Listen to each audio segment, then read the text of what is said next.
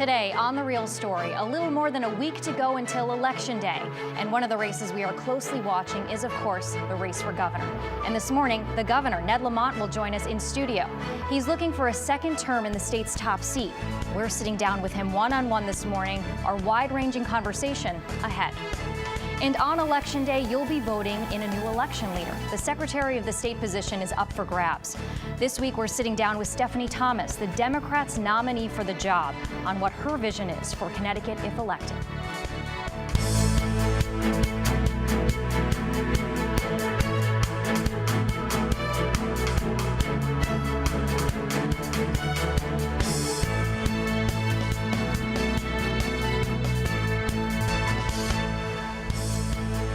Good morning, and thanks for joining us on The Real Story. I'm Jenn Bernstein.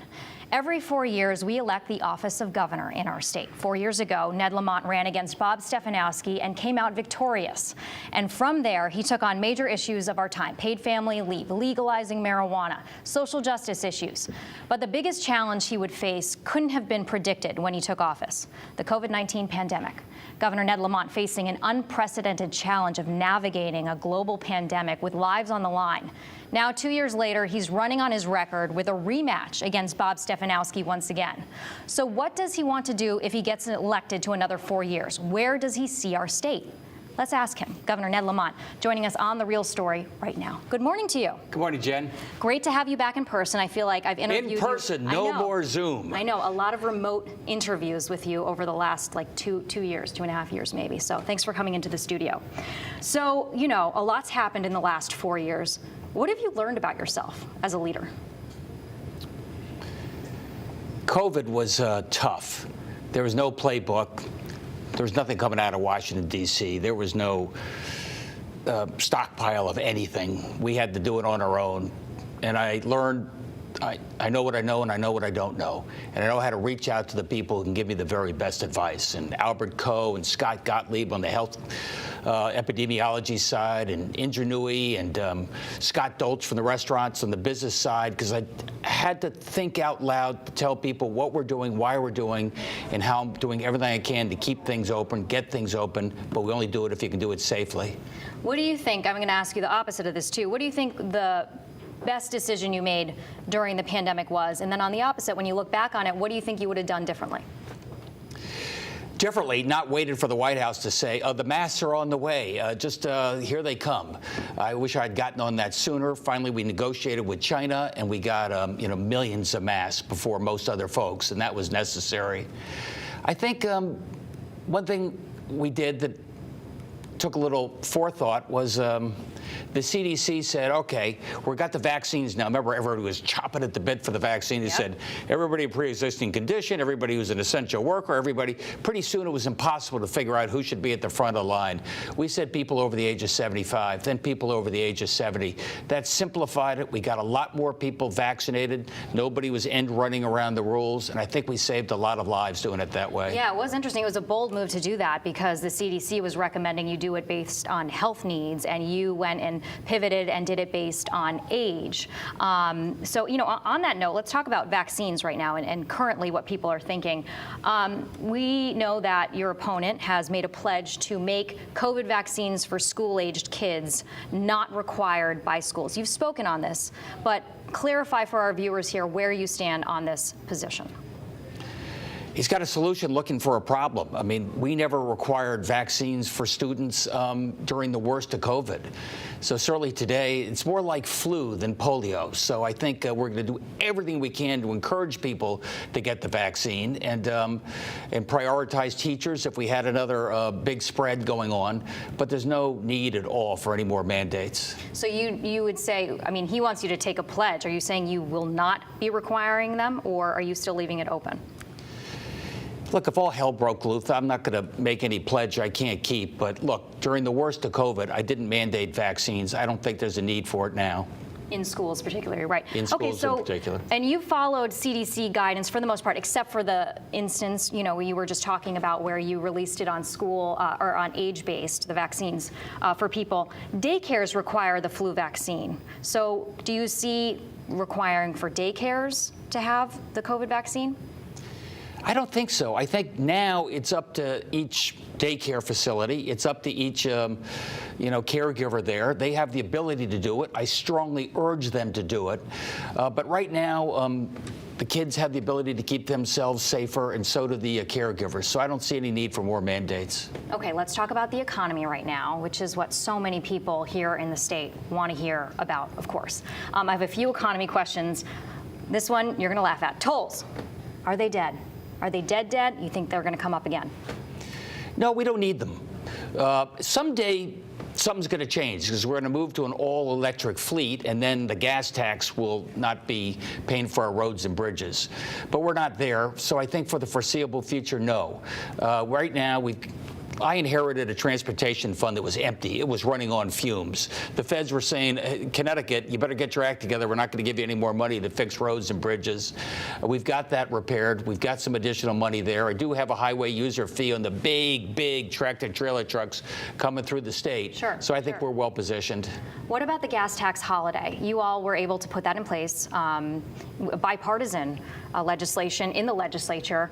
That's going to end in December. So are you going to extend that? Do you know? We're looking at that right now. Look, my opponent can say I'm going to eliminate all taxes, all gas, all diesel, all the highway user fee. We'll figure out how to pay for it another day. I'm not in that position. But right now, we're in pretty good standing in our transportation fund. So if I can at least reduce the amount of tax, I think I'd try and do that. Right now, by the way, Jen, we have one of the lowest gasoline prices in the country. That's a good thing. But it's a little like saying I'm the tallest guy in the pygmy colony because there are a lot of gas prices that are up compared to 2 years ago. Sure. And families are looking at that and they're saying, oh, is this going to skyrocket once again? I mean, add 25 cents to any of the prices that you're looking at, and that's what people would be paying right now if that gas tax holiday ends. So is it something that you're actively looking at for when you all go back? I'm actively looking at how I can keep that tax reduced as best I can. I can't control what Putin and the Saudis are going to do, and they're playing games with the price of gasoline. There's no question about it. Anything I can do to keep that down, make sure it's more affordable. I'll tell you, I mean, you talked about COVID. For the first 2 years, I looked at our COVID infection numbers every 5 hours. For the last 5 months, I looked at the price of gasoline because that seems to be a template for people's feelings, and I know why. Sure. You have touted the full rainy day fund that we have. You've talked about how we have a budget surplus. Your opponent, Bob Stefanowski, is criticizing you and saying that you are withholding money that could help people, that you should release more of that to taxpayers. What's your response?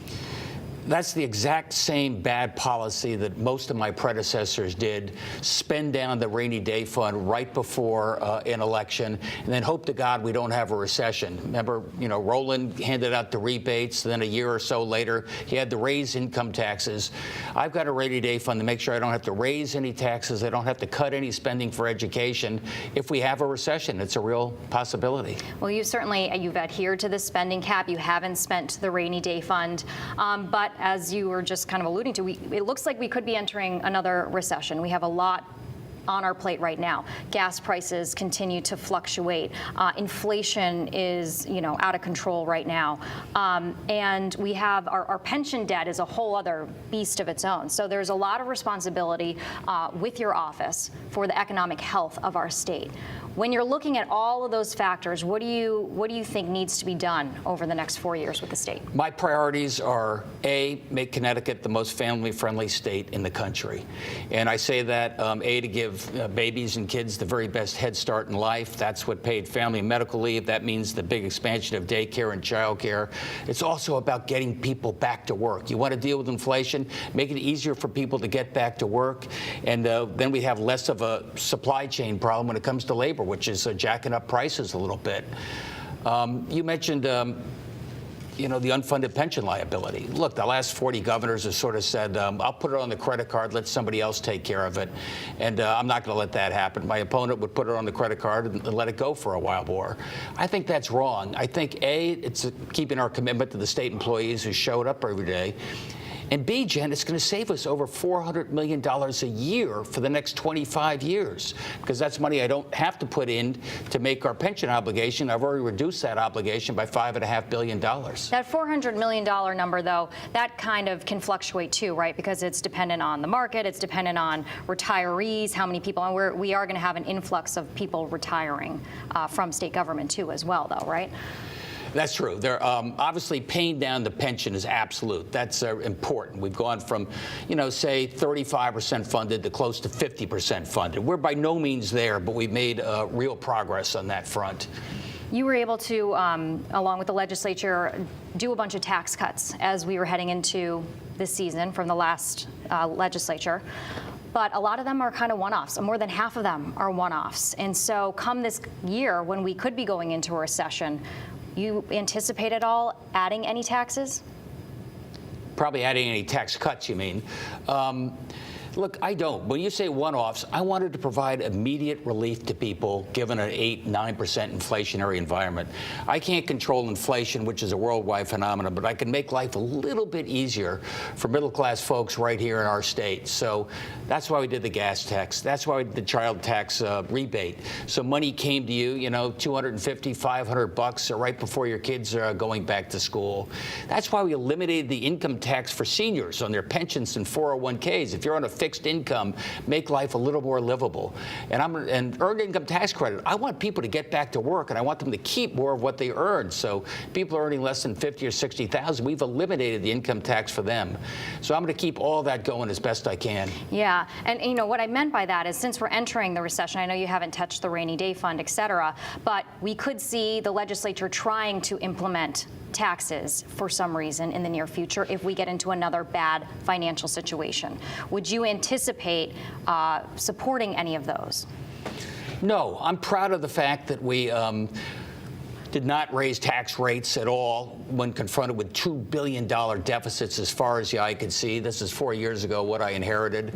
And I tell anybody in the legislature, if you're contemplating tax increases, say it now before the election. Don't come into my office afterwards. Okay, interesting. Moving forward, the police accountability bill is another big one. Your opponent has taken a look at 3 areas that he would like to revisit the police accountability law on. I remember hearing from you that you felt like that law needed to be tweaked. So when you're looking at that, is there anything specific that you would go back this coming session and look at? Well, first of all, remember the context. We just passed a bipartisan crime bill that made sure that people are held accountable. Judges know whether that kid has a long rap sheet or a short rap sheet. More judges, that means we can have faster justice going forward. We also have the police accountability bill. A lot of good things there as well. If there have to be any fine-tuning, so be it. I know people are concerned about the accountability part. There's not been one suit brought under that piece. That's because there's a very, very high bar. And I think, Jen, just like the body cams, it's going to remind people how great our police are. You saw what happened with the tragic murder of the cops in Bristol, and you had the Inspector General immediately say that other cop did the right thing by taking out that bad guy. And you got to see the video. Shocking as it was, it reminded people how great our police force is. Okay, if you get re-elected for the next 4 years, what's the first thing that you're going to do in office? What would be your first priority?